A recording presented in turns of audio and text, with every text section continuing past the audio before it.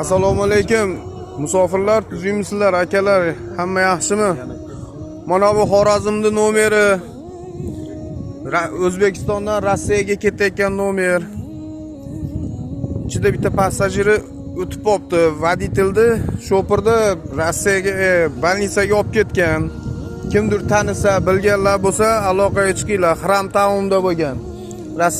Rossiyaga qarab ketishdi O'zbekistondan.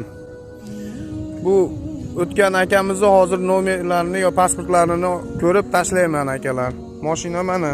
Kimdir tanisa, bilsa, aloqaga chiqib yuboringlar. Masjidga.